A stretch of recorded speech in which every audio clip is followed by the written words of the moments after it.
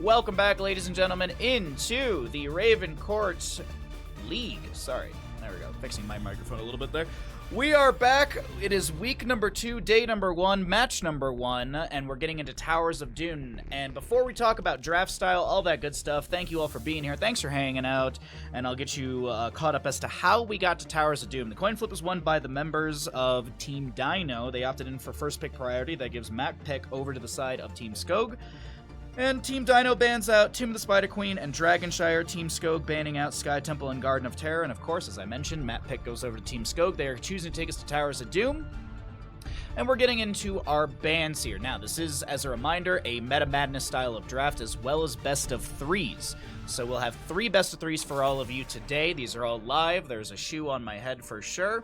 And you can also go ahead and you can use exclamation delay if you want to check the delay time. Use exclamation Raven Court to find out more about the Raven Court League, and you can also donate towards the prize pool, as they do have some prize goal incentives along the way. Last but not least, I've mentioned it a couple times, we've got the Meta Madness style of draft. Now, if you've heard about this before, I apologize, but we always cover this just in case people are new to the stream, or maybe they're watching on YouTube and they just don't know.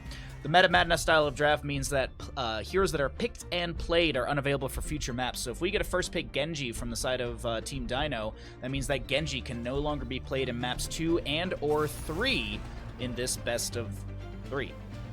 But heroes banned, of course, at the top of your screen are not added to that pool. So Brightwing, Blaze, Hogger could be played in future maps in this series. When we get into our second and third best of 3s, these pools will reset. There are no base bans, so there's no baseline Hanzo, Anduin, Diablo, Blaze, Genji. There's none of these high popular heroes to be banned away. As we get into the playoff phase, I always like the idea that maybe if there's a prize pool incentive, or maybe the admins will take the top 5, top 10 heroes that were picked and played in all these round-robin games. Maybe they'll be banned away. But it's first pick Tracer over to the side of Team Dynouh, and does Bish get the Hanzo? They have to go for the Hanzo immediately, right? Like last week we saw Bish on Hanzo, and it was disgusting. That was up against Team Cure on Towers of Doom, so definitely check that one out. These VODs will go up on YouTube with spoiler-free additional time. I do believe I have them all uploaded and scheduled. I believe they start releasing early next week.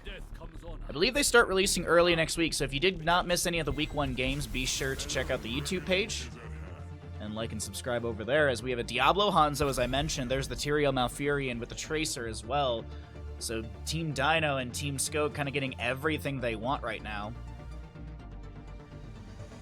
Everything they want to start things out. Alright, so we're going to need a healer on the right-hand side. I do like the idea of an Anduin. A Chastise into Tracer's face is always nice, as well as Tyrael, lock them down. And Bish can play off of that, as well as, you know, Skogh or whomever's on the Diablo can play off of that. Ban-wise, maybe a solo laner. That does make a lot of sense. I was actually thinking maybe Dahaka, but this is the members of Team Skogh with the pick after this ban phase. So maybe they're looking for Anduin Dahaka here, and that's why we're going to see the Yrel priority ban. But honestly, I would like to see a Dahaka or an Anduin ban. I think would be really, really good. If we're looking at other healers, Stukov's not a bad idea, but there's no cleanse, I guess you could say, and the EU region really likes their cleanses, so I don't think we'll see a Stukov ban. It's actually going to be a Hammer. They're going to get rid of just her siege potential. Hanzo Diablo can play around the Hammer as well. Hanzo poking, Diablo kind of pushing and pulling people in and out of the umbrella, the range of Sergeant Hammer.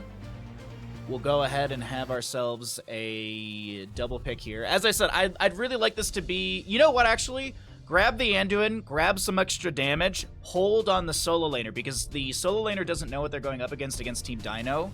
Oh no, they just want the Dahaka. Okay. I was looking at it from like the justing style of draft, and like you could flex with your solo laner, but if they really just want the Dahaka, just grab it. And as I said, the Dahaka Anduin, it works really well with the composition. Anduin and Dahaka, I mean, Dahaka's double soak rotation between top and mid is really good. Brush Dog's fantastic. Anduin with the Chastise, the drag from Dahaka could be really strong to hold Tracer in place and maybe find the kills onto her. Last 2 picks, gonna need a solo laner to match the Dahaka as well as some extra damage with the Tracer. Whoa!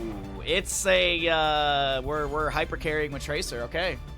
It's that Abathur action. Oh, Ninja's gonna be happy about that. Alrighty. Last pick on the right-hand side. some extra damage. What do they want to go into up against the Abathur? Dahaka does a decent time up against Abathur, kind of catching the soak and pushing him back. Leoric will slow things down. Leoric's got great wave clear as well. Do you want more damage, or do you want another soul? Like, do you want another bruiser, maybe a stronger frontline? Ah, we'll see the Cassia for blinds. Didn't consider her whatsoever. Cassia blinds. Valkyrie could be a pickup here as well. Go fishing and try and get Malfurion on the backline. Ball Lightning is often the play, but between Tracer, Tyrael, and Leoric, they can kind of break the Ball Lightning volleyball action. So I'd like to see a Valkyrie. Go fishing, try and pull someone out of position, play into the Diablo and the Hanzo. Maybe Dahaka gets a drag, and him with a Chastise as well. It's a good draft from both sides. I'm going to go ahead and get us into our loading screen, and I will start us up a Twitch prediction.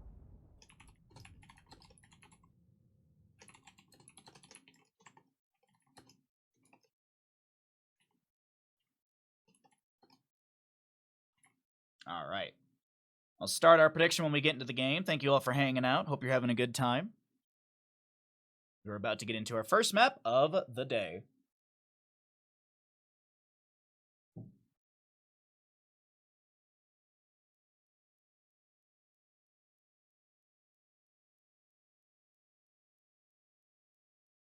Always the first load-in. Always the first load-in's the longest.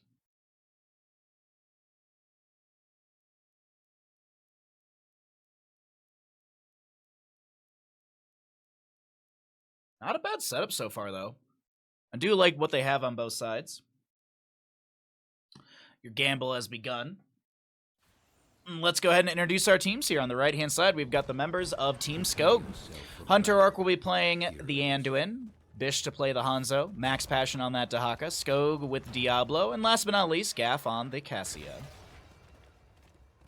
To the left-hand side of our map, we're going to be looking at Team Dynouh. Retso with Abathur. Dayquaza on the human Leoric. We'll see Captain Rex playing the Malfurion, if I'm not mistaken. Everybody gets one per stream. Joanne.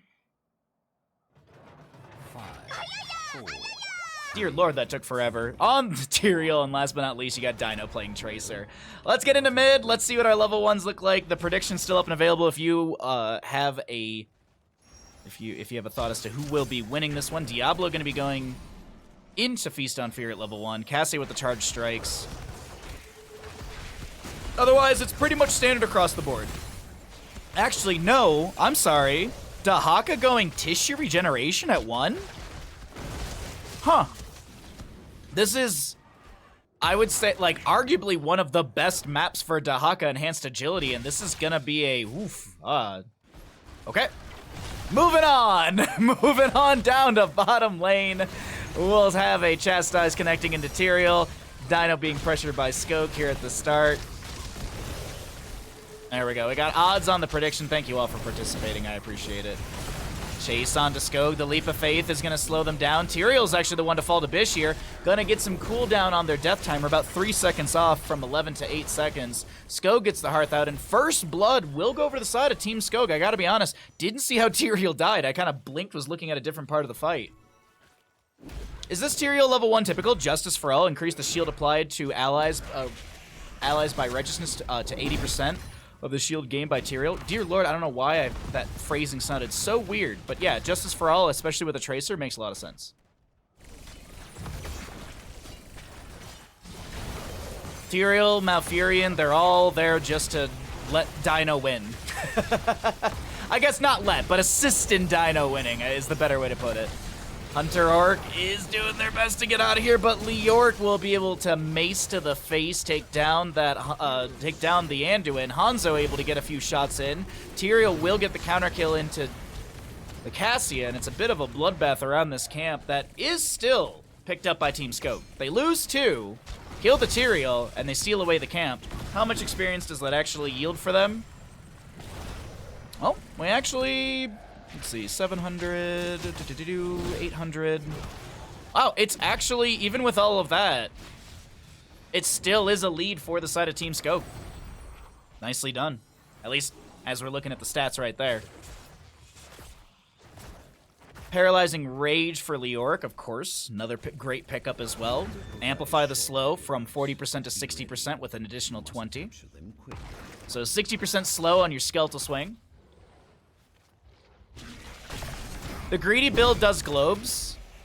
I don't know if, like, Ardent Restoration Tyrael's greedy. Like, if you're able to get a lot of those globes, as long as you keep autoing, just keep autoing. Just keep autoing. I feel like Ardent Restoration Tyrael can work on some maps. A lot of maps that where the double soaking is heavy. Infernal Shrines, Tomb of Spider Queen, stuff like that. But of course, if you have the Tracer, this shield is what you want to be going into. All right, let's talk about the team fight around the center objective as Dahaka has brush-stalked in. Tyrael looking for a flank. Bish still working on a few more stacks for simple geometry and going to pick up 2 more right there off the Tyrael in this rotation down back around the camp, and Tyrael picked off once again. That's the 3rd kill into Tyrael. He's going to get 6 seconds off his death timer if I did look at that correctly. Hunter Orc with the channel. A root onto Diablo. He'll take a bit of a nap. Bish getting low, gets the natural agility over the wall, finishes out the stacks, and now Leorc tries to trade, but it doesn't work out, and Leorc will fall as well. It's 2 to 4 in kills, favoring the side of Team Skogh. Dahaka also will go into Hero Stalker at level 4. Might see the Symbiosis at level 7. Actually, I'm considering what does Max Passion go into here. Symbiosis is a good way to generate more essence as well. Finish out your tissue regeneration as well as, you know, Hero Stalker value. By the way, 6 stacks on tissue regeneration, 4 minutes and 20 seconds in, not too bad. Invade onto the camp from the side of Team Dynouh. Will it work out? It has not been converted. It's actually it was holding pretty good for the members of Team Skogh, and Dynouh's the one to go down. Dayquaza can't get a kill. A drag into Captain Rex. The Malfurion shall fall. It's a triple kill. And there's that Symbiosis, as I mentioned. Every time Darkstorm damages an enemy hero, reduce the cooldown by 0.4 seconds. And Max Passion, 8 stacks. Max Passion gained, I think like when I mentioned it, he was about 5. Max Passion gained 3 stacks of tissue regeneration in less than 40 seconds. For anyone that doesn't know, every 50 essence collected permanently increases the regeneration by 4. So you have to gain 50 essence. Globes, yes, they give you 10, but like that's just crazy. Max Passion, god dang. Credit where it's due on a strong solo laner, and that's definitely like a VOD review. Download the VOD off the website and just lock your cam into Max Passion and see what they're doing, because this is really good Dahaka play. Alrighty. Double objective phase, top left and right, will be coming up next, so let's cycle through our numbers. The solo laners will trade those. 10 talent here, almost here. Faster to the side of Team Skogh, as they're going to lock down Tracer. Ooh! Sonic Arrow to chase things down. Gaff comes in with a Fend, and they get the kill with Cassia! Dragon's Arrow followed up by an Apocalypse. Nice cleanse from Captain Rex, and Joanna Tyrael able to wiggle away from the Apocalypse stun.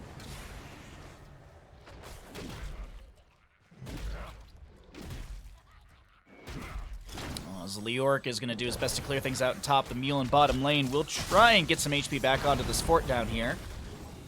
Ball Lightning, by the way, for the Cassia. Anduin has not chosen his level 10 just yet, and if you think about it, he could go Holy Word Salvation. There's no one to break that. Yeah, actually, I don't think there's a way for them to... I guess, no, there's no way to, like, stun out Anduin from that, I guess, so... He could go Holy Word Salvation and get an AoE heal for his team, but realistically... Holy crap, he's gonna do it! I was gonna say, realistically, with the Diablo, a Light Bomb works out better, but hey! It's Holy Word Salvation for Anduin. The level 20 for this is kind of bonkers, not gonna lie. The level 20 upgrade for Holy Word Salvation... If we get to that point of this game, because I do gotta say it is rapidly going over to the side of Team Skogh, but it's Towers of Doom, it's anyone's game. Oh, an initiation onto Tyrael. Sanctification is forced out. The Pulse Bomb is eaten by the Holy Word Salvation. Tyrael's the one to fall. Bish to be traded by the Abathur. We've got Hunter Orc getting low. Malfurion also. So it's a 2 for 2 so far. Tracer's still getting some good damage in. There's a recall, I thought. Oh no, it was the clone Tracer. That's what it was. Do not disappoint. Dayquaza, just Skogh in the face of Dayquaza is like, alright, I'm just gonna try and channel. Little Wraith walk through. Dynouh still getting pressured by Dahaka. Max Passion burrows into the ground to avoid Pulse bomb damage. Tyrael coming back a little bit faster since he did have the cooldown reduction from hitting enemy heroes with his explosion, and it will be 4 shots into the core of Team Skogh. It's 28 to 28 in core HP. Oh wait, no, sorry, I thought it was a single altar. My bad. Does Hanzo try and go for a scatter? Wow! That was a good scatter.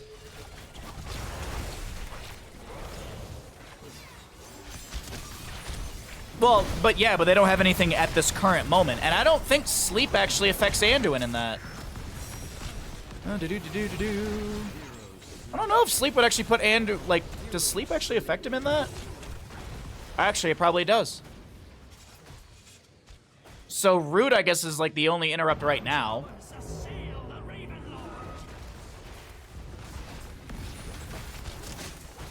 Because it's Anduin doesn't get anything, right?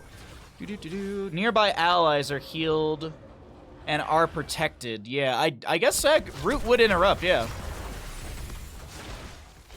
I always forget that it doesn't affect Anduin.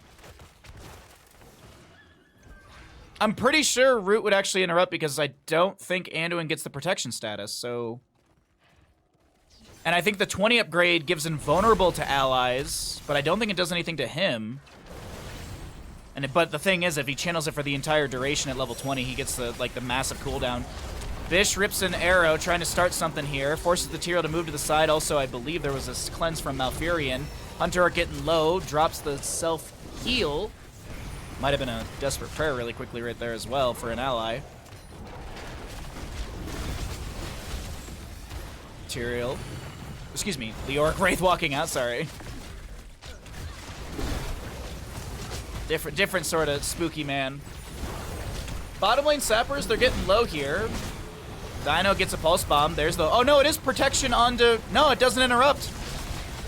I don't think that actually interrupted it. It put him to sleep, I think, after the duration. So there you go. That's the answer. Sanctification does come down, but unfortunately the Tracer will fall. Dynouh gonna go down. Hunter Orc trading all of that. Diablo picked off. Souls to be consumed. Bish gonna try and drop some arrows back into the enemies as they're backing away underneath their own bell tower. Protected but not unstoppable, yeah. The time is now. But I don't know, did that interrupt?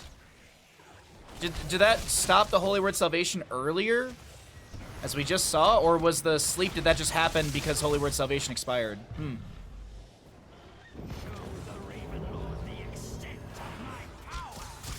Silence and Tomb is the only potential interrupt? I do think so, honestly. I do think so.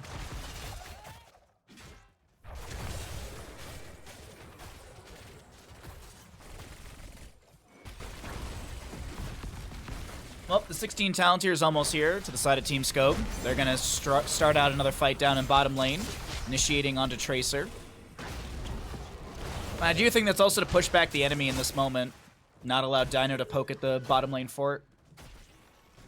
To try and pay better attention next time. Tessa, your grades are slipping. You're on thin ice. You better be paying attention in class. The Root would have timed out really well, I think. Yeah, it's either the Root timed out perfectly, the Root sleep timed out perfectly, or it did interrupt. I'm not sure, honestly. But we'll pay attention at the next team fight. We'll pay attention for the next team fight. Bottom lane sappers making their way in, but of course Dynouh, Captain Rex, Joanna here to clear things out. Mithril Mace, Leoric at level 16, excuse me. Hanzo with a Giant Slayer. The Hawk actually going pack leader at 16. Diablo goes for Dynouh, forces the recall, chastise onto 2, cleansed out by Malfurion. Piercing Light at 3 stacks now, that was the third pickup. Hanzo, Dragon's Arrow, followed up by the Apocalypse. The Sanctification will be activated in time. The Pulse Bomb, I do believe, was used by Tracer, but she's already back to 30-some%. We have another overpower into the Tyrael. He's being pushed around by Skogh, and that is a Tyrael kill. Objective phase spawning across the map. Tyrael gets 5 seconds off his death timer. The Desperate Prayer from Hunter Orc will be used. Sappers in bottom cleared out, and Dynouh gets a little bit of a poke into Skogh. Well, it is 5 shots into the core of Team Dynouh. Team Skogh only taking 3, and actually it's going to be 10 shots into the core of Team Dynouh. With 9 HP remaining, Gaff gets hit with a Light Bomb. Diablo comes in with the Entomb. Little Divine Star out from Hunter Orc, and Malfurion will fall. Dequaza trying to back off, gets picked off by the Hanzo, excuse me. Bish on this Hanzo is just too much to deal with. Dynouh trying to blink away, but it still will be a found and achieved. Triple kill.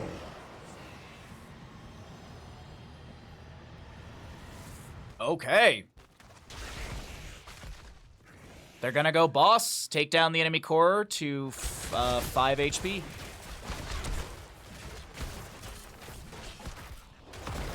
Things are looking good here in map number 1 for Team Skogh. A strong start to their play day.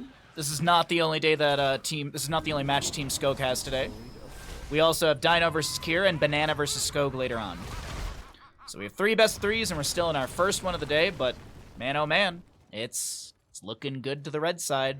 Next objective, singular in the bottom of the map. Only 4 shots could go into the side of Team Dynouh. Converting or getting a bottom bell tower in their favor could be those 5 shots needed. Or they just play it slow, they play it safe, they get the 4 shots, and they look for a win off the next objective facing. Boss will be up in 4 minutes and 30. That's 18 minutes and 40 some seconds. In like 18 minutes 41 seconds in-game time. So don't know if we're well, we'll see. I mean, we had a Towers of Doom game last weekend that was absolutely so back and forth. Oh, that one was so good. This is the round robin phase, of course, so every map matters. Every map win and loss matters too for your placement and your seeding. So getting a clean 2-0 is always important if you're maybe behind in your round robin stats. If you use exclamation bracket, by the way, you can get yourself over to Liquipedia. Leap of Faith, Sanctification, and Malfurion gets the channel uninterrupted. No Apocalypse from Diablo to try and interrupt the Malfurion to buy a window. And I think they're cool with this. They're going to get 20s during this team fight. Diablo going in onto Tyrael. Ball Lightning from Cassia. I believe the Ball Lightning does get a few extra bounces. Dragon's Arrow followed up by a Diablo Apocalypse. Dahaka comes in as well, and Malfurion gets picked off. Rutzo is the clone of Leoric, and that is going to fall as well. It's a singular kill into Malfurion, but that does open up the opportunity for the members of Team Skogh to take down this bottom lane bell tower. Leoric with the Wraith walk out. Pulse Bomb. Dahaka burrows under the ground as he was tanking some tower shots. Bish gets a kill into Dynouh there. Joanna, ya. Another kill as the bottom lane bell tower will be converted, transferred to the side of Team Skogh, and our next objective phase, top left and right of the map, should be spawning here in roughly a minute plus.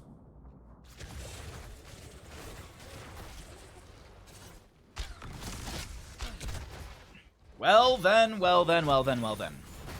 This composition from Team Skogh is amazing. And I know we talked about it last weekend. This is just another great example of you just can't give Bish Hanzo. It's not only the Hanzo that's doing well and winning this game. There's layers to this team composition.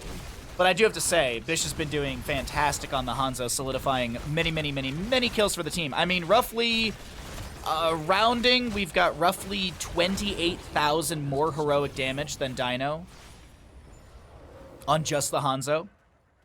Hanzo's also had 8 kills. 8 kills, 13 assists. And that means Hanzo has had 100% kill participation. Holy Word Salvation, isolation into Leoric immediately. No interrupt, the channel goes through, and that is the 5 shots in. Nicely done with Holy Word Salvation. Team Skogh take a dominant map number 1 in the first best 3 of the day.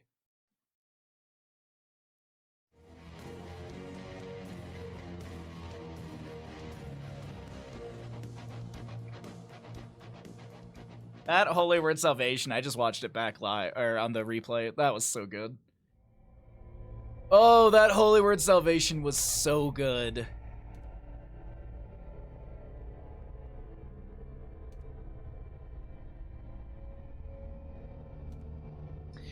Which team wins Towers of Doom? It was Team Skogh. The gamble has been paid.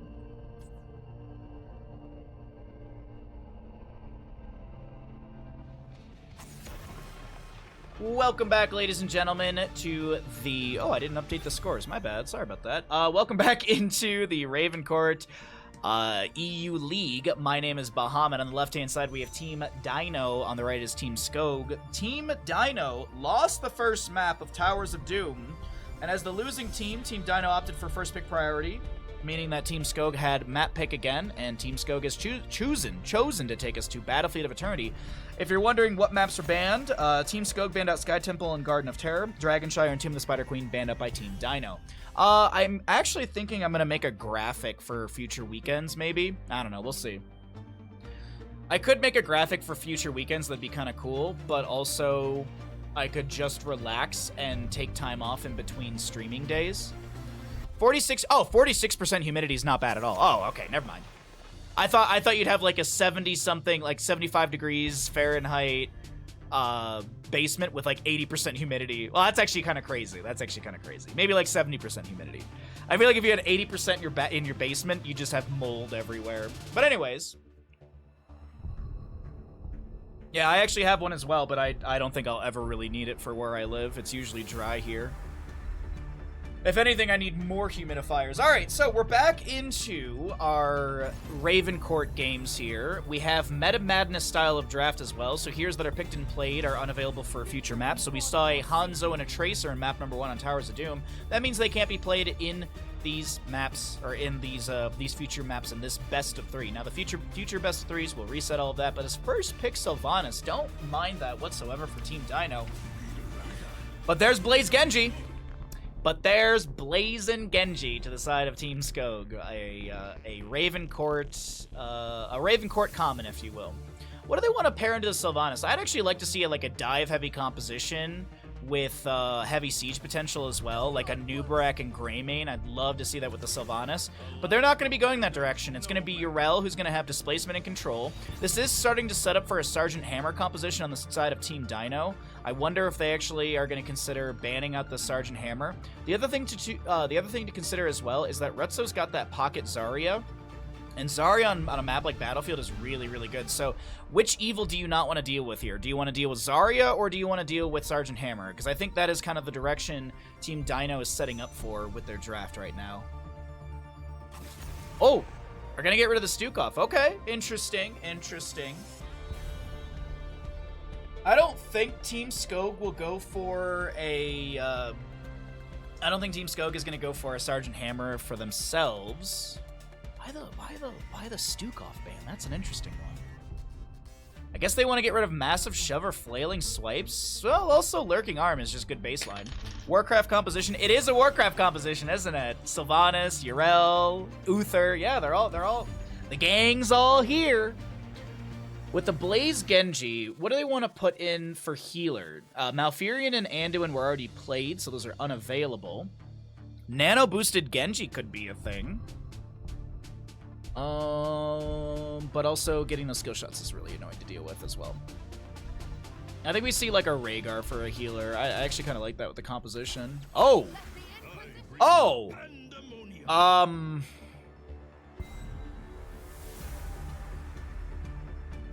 Whitemane is just always such a interesting healer because I'm just never sure how I should feel about her. Like, her kit is so difficult, but if you know how to use it, she is godlike. I think she's probably one of the harder healers to use in Heroes of the Storm. That's just a fact in my opinion, at least. So kind of excited to see her. A little nervous as well for the side of Team Skogh. I don't see a ton of success in Whitemanes. I don't think they're bad. It's just I just don't see as much success with them. This is a solo healer Uther.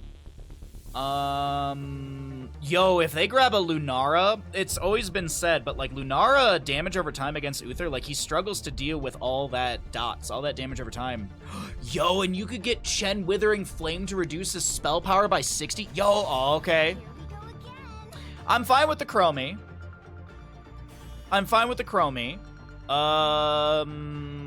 But Yrel, Sylvanas, Li Ming. There's a lot of ways to get away from Slowing Sands, and there's a cleanse from Uther, there's Divine Shield. I don't know how I feel about the Chromie here, I'm gonna be honest. I don't know how I feel about the Chromie here. I would have rather seen a Lunara, personally. Would have rather seen a Lunara. But that's okay. I'm not the one drafting. Let's see how things shape up. Nearly a full Warcraft composition, though, for Team Dynouh. They screwed up with Li Ming. Battlefield of Eternity.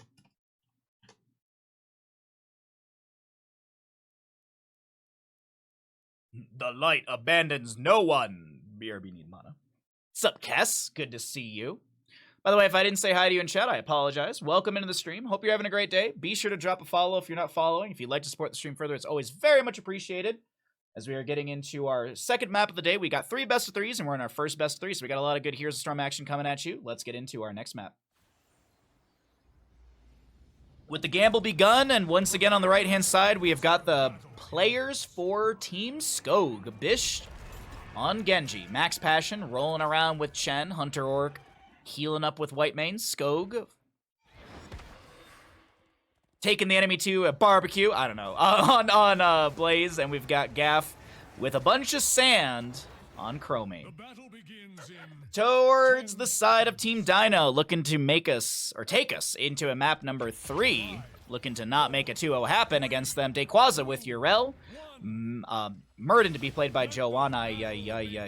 Rutso on Li Ming. Captain Rex to heal up on Uther. And last but not least, Dynouh, the team leader, on Sylvanas. I'm sorry, what is this level 1? I keep seeing this level 1 everywhere. And it doesn't get value. I'm sorry. I don't like this level 1. I don't. Like, third wind all day. Block stacks all day. Auto attack stacks, nah. Oh, I'm gonna assume it's Sledgehammer at level 4 as well. So for anyone that doesn't know, every time Murden hits an enemy hero with basic attack, increase the Stormbolt's damage by 0.75. If an enemy hero is killed within 3 seconds of being hit by a Stormbolt, increase the damage by an additional 10. There you go. By the way, the Twitch gamble is still up and available. You might have a few seconds to get a gamble in, as the time stop does connect onto Rutso, and Bish going to play a different Shamata here in map number 2. But hey, these Genji shurikens and... Whoa! Skogh going in with a Jepper Potion? What? I do that in my game, I die. And it's because of Hunter Orc. It's because of the Whitemane. That's the reason Skogh can do these things. He's got a strong healer behind him. Stun into Genji. Deflect activated. No damage into him to spread to the enemies. Chromie gonna go at Horror Anomaly, level 4. Level 2. Gives her extra time traps, and I believe a cooldown onto it as well. Rutso low. Jepper Potion. Flying kick in from Chen. Dynouh and... Oh, that's rough. Sorry, I'm blanking on the Li Ming player name. This is for my own brain right now.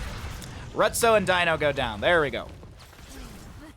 Oh, we got a bit of a pause here. Let's go ahead and pull ourselves out of the game for competitive integrity. Hunter Orc said gank. Don't know if that meant for all chat. You keep missing the gambles by seconds? Oh, I'm sorry, bud. I'll try and announce them a little bit more as we get into the games here. Look at all that level 1 value, yeah. The Light Abandoned Snowman. I think this is the year. I think this is the year where I build my snowman army in my front yard. Like Calvin and Hobbes, I should build a snowman army.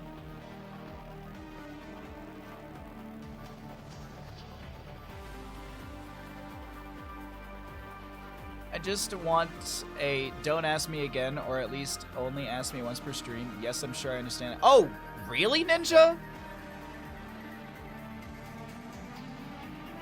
That's really annoying. I like, there's a checkbox that says, do you want to pay out this bet? Like blah, blah, blah, blah, blah. And there's like a checkbox to like never confirm again.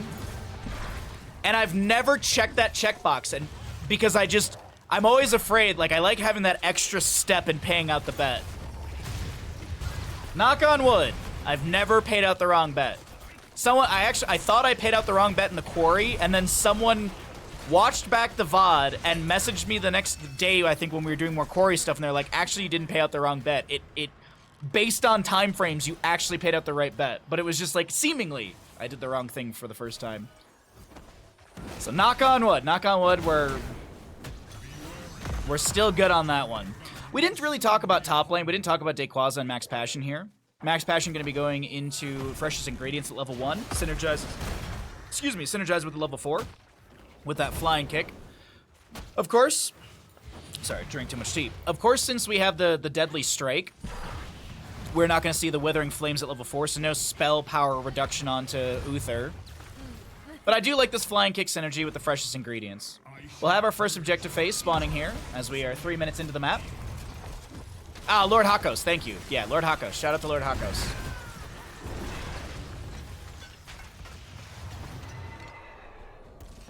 Still Stormbolt build for Murden, but it makes sense. I mean, the level 4 is actually... I really like the level 4 at times. More cooldown reduction from your auto attacks onto your Stormbolt post level 10.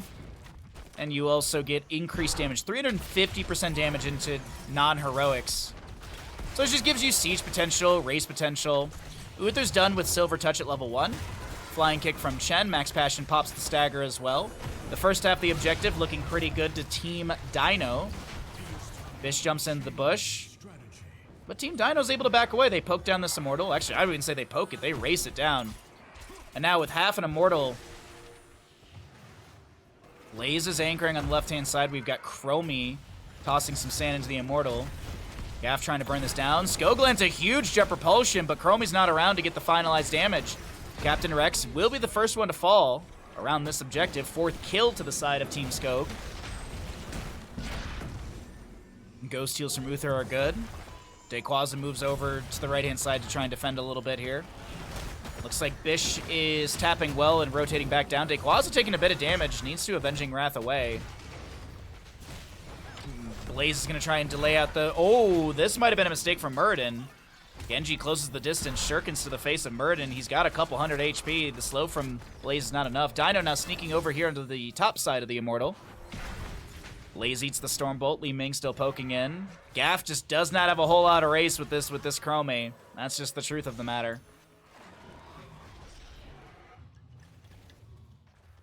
6,000 to go. 1,610 on the left-hand side Immortal.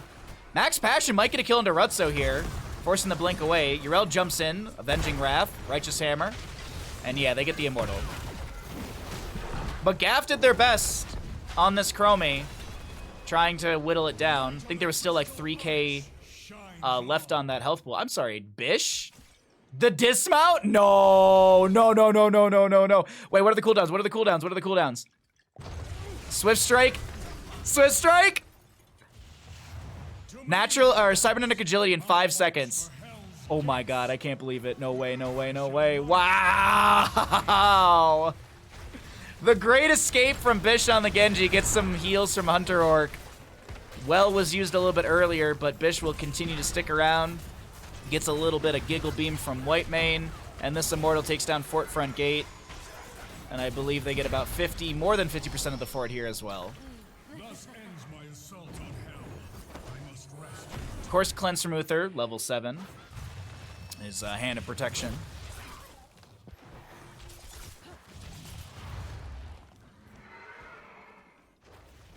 Chen in bottom lane chilling. If we take stock of the map, things are looking... Oh, hold on. The team fight to break out. First kill over to the side of Team Dynouh. They got to be happy about that one, getting some later game experience now. Skogh might be the one to fall next, and yes, he will. That's a reset for Li Ming. The big thing to note, though, is that experience gap that had formed from the earlier game 5 kills has now been mitigated. Li Ming, nicely done, throws an Arcane Orb back into the minion wave to try and kind of clear that out. Well, Dynouh's Black Arrows are active. Top fort goes down, first structure to fall, and that'll be in favor of Team Dynouh. They're rallying to take us to a map number 3. We'll find out if it does happen here, because it's Battlefield, it's early game, and this is one of the few maps where you can lose all your keeps and really you're not out. Like, it's a small map, rotations are easy, able to clear out those catapults quite quickly. As Muradin has hit level 10. We actually didn't cycle through the numbers, my apologies. Wave of Force Li Ming, Divine Shield, Wailing Arrow. Muradin is not going to go Haymaker. Okay, he was holding 10 for a second. I was like, he's not going to go Haymaker, right? Hey, he's going to go Avatar. Oh, it's a Wandering Keg Chen, though. So you can get your Keg W's out. Bunker for Blaze, Slowing Sands, Chromiac Strike on the Genji, and Scarlet Aegis on the White Mane. Alright, second Immortal phase of the game. It's on race sides. Let's see who's going to get the first half of the race right now. Well, a lot faster over to the side of Team Dynouh, that's a certainty. Let's see, there is a 2k difference, roughly. Genji poking here and there. I don't think Shuriken Mastery has been finished out yet. It's getting close, though. Jet Propulsion misses the Stormbolt as well. And it seems like defensive positioning to the side of Team Skogh. Yeah, there's the Shuriken Mastery finished out 8 minutes and 10 seconds on the left side of your screen. Skogh gets an immediate Jet Propulsion into the face of Muradin, who has the Dwarf Toss away. More Shurikens to poke here and there. Dayquoise inside the Slowing Sands, taking a ton of damage. Forced to use Ardent Defender. Gets healed up just a touch as well. Wandering Keg is up and available for Chen if he wants to go for the mass displacement. Bunker's activated by Blaze. Muradin still has his avatar if he really needs him. There's the Chen Wandering Keg. Divine Shield thrown onto Muradin. And the Wandering Keg doesn't find as much value as they were looking for.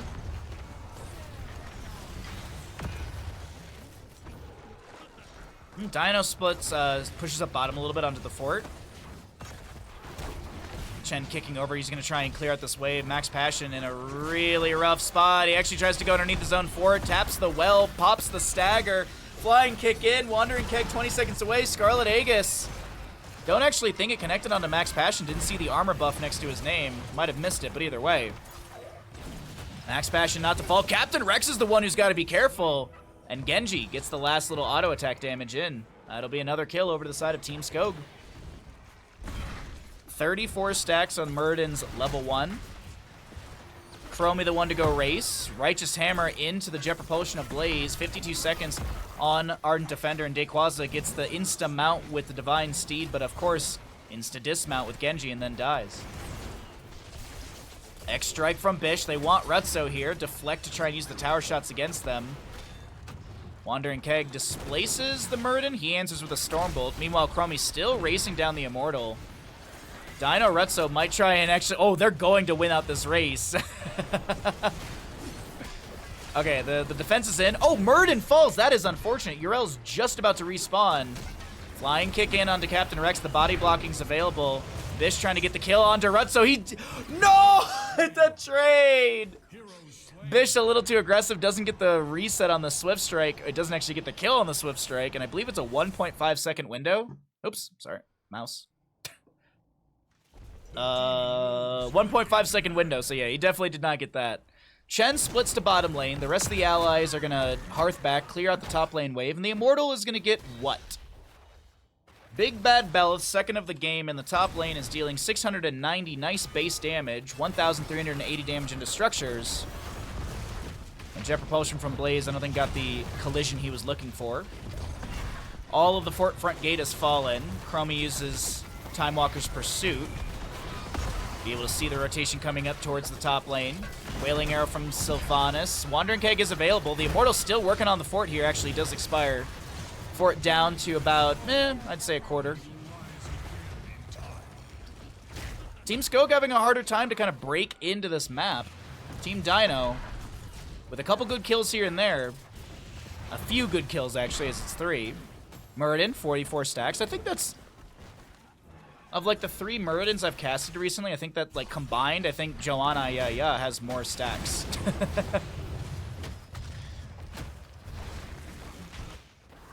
Bottom lane wave is pretty good. Blaze is already making his rotation. They'll lose some damage on that fort down there, but it's not going to fall. As I had mentioned, I had Horror Anomaly for Chromie, so she's able to place more time traps around. Urel gets caught by one of these. Slowing Sands down. Intercession out from White Mane. That was the little cleanse that you heard onto Chen. Some Giggle Beam action onto Muradin, and that's about it. As I said, the bottom lane fort takes actually significant amount of damage. More than half of it goes down from that minion wave. And our next Immortal will be in the north-south positioning. Going to be our 3rd of the game, and we should have the announcement for that fairly soon.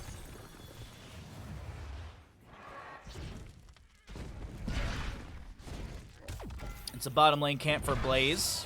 No one else is going to interrupt him, or no one's going to rotate down there. Looks like Urel's still clearing the wave.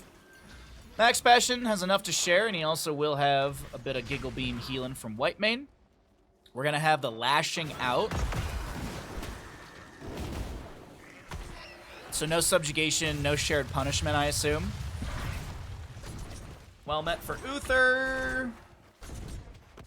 We actually have Festering Wounds, as well as the Windrunner for Sylvanas. Alright. Shin Gun's big one for Genji as well at level 13. Well, let's talk about the team fight that's about to break out. We'll look at the talents a little bit later on. Jet Propulsion looking for a stun. Dayquaza takes a bit of poke damage. Just about every heroic's off cooldown. Yeah, every heroic's off cooldown. Slowing Sand's now available. Chen gonna drink up a little bit. Skogh gets the Jet Propulsion away. Bottom lane camp is going to be cleared out. Top lane is starting to push in here. Just want to note this really, really quickly. Meanwhile, Sylvanas, is she looking for a flank? Yes, she is. Dynouh sees all of this, of course. Oh, I think there was a time trap that did reveal Sylvanas kind of sneaking around. And looks like Dynouh is just going to kind of move his way towards top lane, clear out the camp before it takes down the fort. But will Dynouh be able to do so? Black Arrow's activated. Absolutely, the top lane fort is saved. But with that happening... They want to make a team fight happen in this bottom area. Maybe find a kill in the offset with the offset numbers. Unfortunately, the Wandering Keg doesn't get the split they're looking for. Slowing Sand zone back the enemy. Bish on the left-hand side of your screen. Trying to find a flank onto that Li Ming. Dayquaza is still around the Immortal here. Genji jumps in. Drops a few shurikens as well. We still haven't had the halfway point for the Immortals. We have our 16 talent tiers. Murden actually gets Stone Form and activates it immediately with the Avatar. Divine Shield forced onto him as well. A lot being used to keep this Murden safe as they want to trigger the halfway mark. They're getting close to it. Oh, that's the level 16 from Whitemane with the stun onto Yrel. She pops the Ardent Defender. A Dynouh who's got Will the Forsaken active. Bish comes in. The X-Strike finds the kill. Wave of Force to try and push around the Genji, but they actually don't get the damage they're looking for because of the deflect. Rutzo's so low. Chen finds a flying kick, and Joanna, Stun is met by a swift strike, and the Immortal is ignored for the time being. Bunker called down for Blaze. Get into the pillbox and start burning down the structure, but Yrel is a new target. Dayquaza doesn't have Ardent Defender. And Chromie chunking into the Immortal with some sand. Genji gonna try and help out with that as well with that Shin Gun.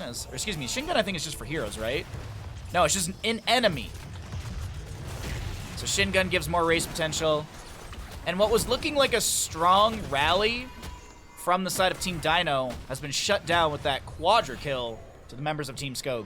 And this Immortal will go bottom lane. We know this because the bottom lane is the more well-defended lane with more HP on that fort. Bish gonna just try and take down this fort. Dayquaza trying to body block some of the shurikens, but it's not enough. And now, parity on the map, but this Immortal should be able to get more than just the fort here. I'm thinking we're gonna get some damage onto the keep front gate. The elusive brawler popped by Max Passion here. That's how you get the movement speed. I believe it's actually faster. No, it's mount speed. Will the Forsaken is faster than mount speed, though. 140%. Divine Steed is also faster than mount speed, but it decays fairly quickly. The Immortal, Belith in bottom lane, starting to work on this keep front gate, moves into melee mode as the shield has been dropped. Jet Propulsion from Skogh says hello to the Muradin, who's immediately lashed onto with Whitemane's level 16 Harsh Discipline. Cleanse from Whitemane, the Intercession, the Wailing Arrow also activated by Sylvanas. Jet Propulsion from Blaze connecting into Muradin, but it was a little too deep. The bunker actually it's fine. X-Strike from Genji. Muradin gets the Avatar, and he'll be able to get the Stone Form to activate. The bunker saves Skogh for the time being. The keep will fall in the bottom lane. Ardent Defender activated as Skogh finds another Jet Propulsion. Genji will go down, but a keep has been gotten. Scarlet Aegis from Whitemane activated. Dayquaza's the new target. No Ardent Defender. She just used it. And Muradin to fall, a kill into Uther as well. Rutzo Dayquaza to defend here. And they're moving in towards core, but can they actually do this? Scratching onto the shield. 1% off the core, all right. They're giggling into Rutzo here. Still have 14 seconds on Sylvanas. Max Passion gonna zone Rutzo back. Focusing onto the minion wave. Max Passion gonna get the delay onto the... Yeah, just forcing those delays. That Li Ming can't play this, oh no, not Whitemane, sorry, Yrel. Holy crap, Yrel goes down. Dayquaza respawns and immediately takes so much damage. The Wandering Keg pushes this Sylvanas back into the enemy team. Max Passion tries to fly and kick in, and can you believe it, ladies and gentlemen? Team Skogh take a strong 2-0 up against Team Dynouh. I gotta be honest, I wasn't expecting this result. I gotta be honest, I wasn't expecting that.